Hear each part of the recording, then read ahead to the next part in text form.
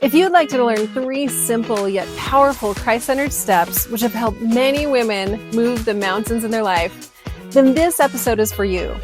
Join me as I share with you a presentation entitled, He Moves Mountains in Me.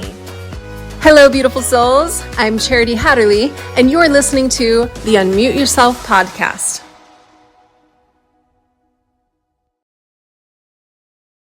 Today's episode is part 1 of 3. It's a recording of a presentation that I've given many times over the years.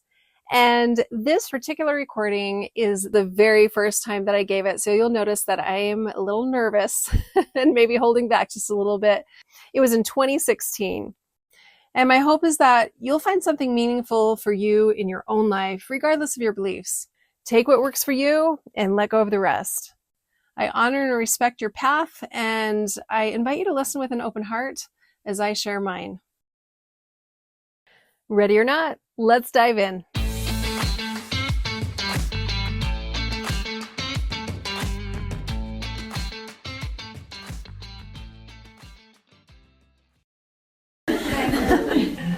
I was talking to my sister on the way here, and she gave me these words of advice. Okay, Charity, make sure you don't try to be too witty or too charming or too intellectual. Just be yourself. So that's what I'll try to do today. I want to thank each of you for being here. It's almost filled room, and I appreciate you coming. I'm sure you had, I didn't see you sneak in. I'm sure you had so many other things that you could be spending your time on tonight, and I appreciate you taking a chance on someone that you don't know, and for those of you taking a chance on someone you do know. I appreciate that. There's nothing here tonight that I can really say that will change your life or increase your testimony unless the Spirit is here. So that is really how we learn and grow, and so I invite each of you to just open your hearts and let the Spirit reach you and give you the message that the Lord has for you at this time in your lives. So the theme tonight is He Moves Mountains in Me. And that statement right there just testifies that the Lord has a hand in our lives, and all these big things that we have to face, He's right there with us, and He will help us. Sometimes these mountains in life seem like just a little grassy hill at Taufus Park, while other times these mountains feel like Mount Everest.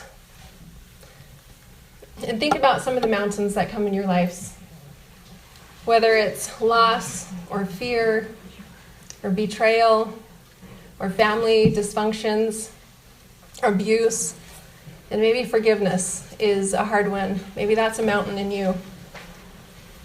One of the mountains in particular that held me captive for a long time was depression.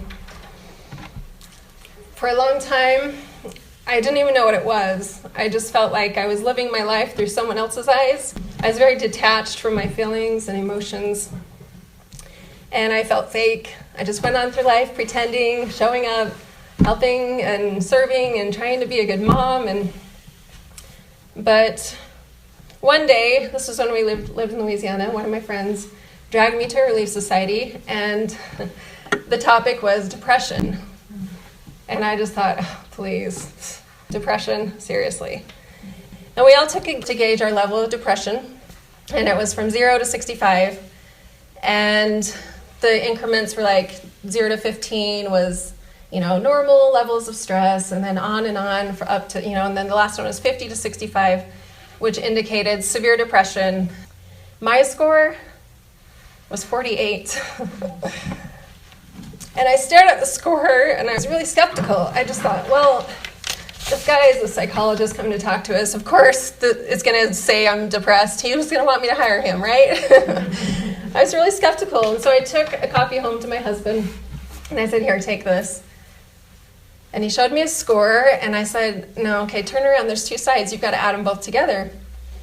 And he said, I did. I got a 5. What did you get? And that just hit me, and I just thought, you got a 5? You mean you're happy all the time? You feel good? And he said, yeah, what did you get? And I couldn't tell him at that time. I just Like, never mind, it's just a dumb quiz, it doesn't matter. And I shrugged it off and went into the other room and just bawled my eyes out. Depression? Well, I knew that I had a lot of crap that affected with my internal messaging, but I never knew it was depression. I just thought that I was defective, that it was just me. But somehow I had managed to marry this wonderful man, and somehow we had a darling little dimpled boy, and somehow my husband got into medical school and residency, and we were in Louisiana just going through that. So we had a lot going for us. And so consciously, I just thought, this doesn't make any sense. I should be happy. This is great. There's good stuff going on. What is the matter with me? So I called my brother, my older brother, who had also battled depression, and I told him how heavy my heart felt. And I told him that I've always kind of sort of felt this way, but it just seems to be getting worse. It seems to be getting harder for me to put myself together, to put on my happy face and be a mom and be a wife and do my callings and all this stuff. I told him that I was beginning to feel like I'm drowning, and I didn't know what to do. I told him that all I wanted to do anymore was just eat, sleep, or be alone. And he said, eat, sleep, or be alone? Well, Charity, I have to tell you, you're either depressed or you're a cat. That was the first day of my journey to becoming whole, to moving this mountain in me. And to learning how to move all the mountains, not just the mountains of depression, but all mountains that are constantly coming and crowding into our lives. And I am excited to share these with you because it brings so much hope and joy, and I'm so grateful that I learned them.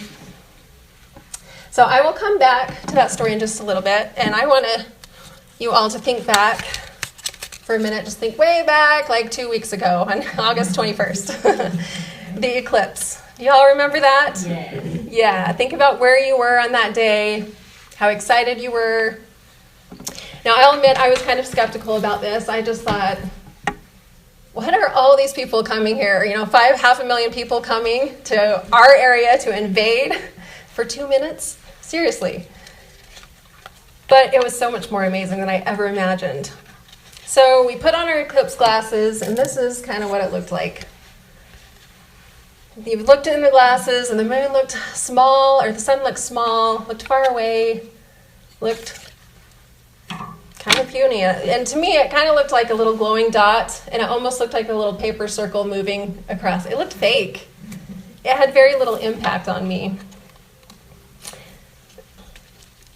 But then, when we got to the moment we were all waiting for, we removed our eclipse glasses, and boom, it looked huge. It felt real.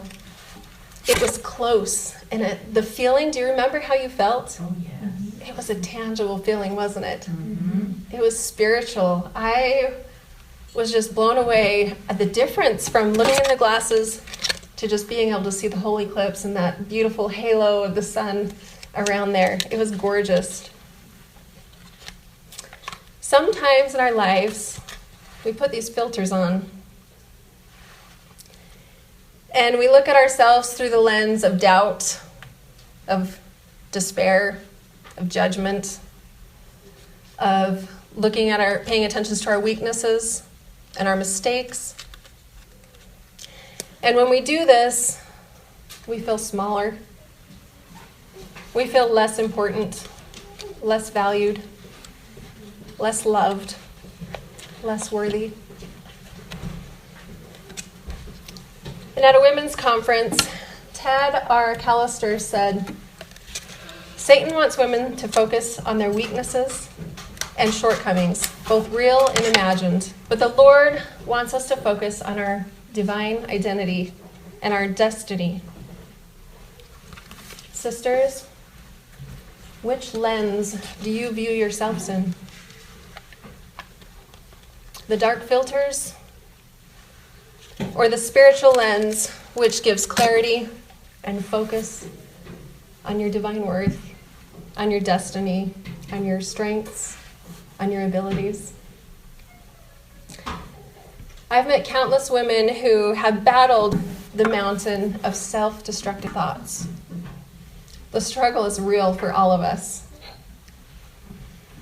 And it's so important to remember that the thoughts that we dwell on will either lift us up or tear us down.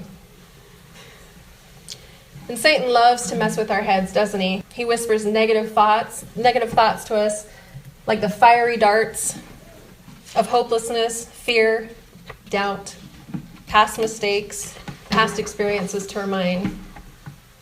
Because he knows that thoughts create feelings, and feelings lead to actions. So he attacks us right there in our control center, in our thoughts. Because if he can poison your thoughts, he can poison your hearts. And when he does that, he can poison your actions. You won't act in hate if you don't have hate in your heart. And you won't have hate in your heart if you clean up what you're thinking about and how you're thinking about it and which filters you're looking through. So next time Satan reminds you of your past experiences, your past failures, just smile and remind him of his future.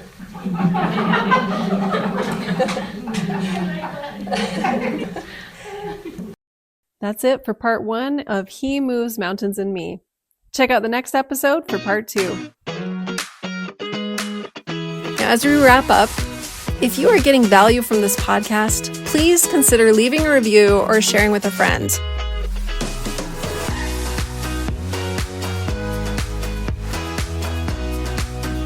And remember, it's up to you to unmute yourself.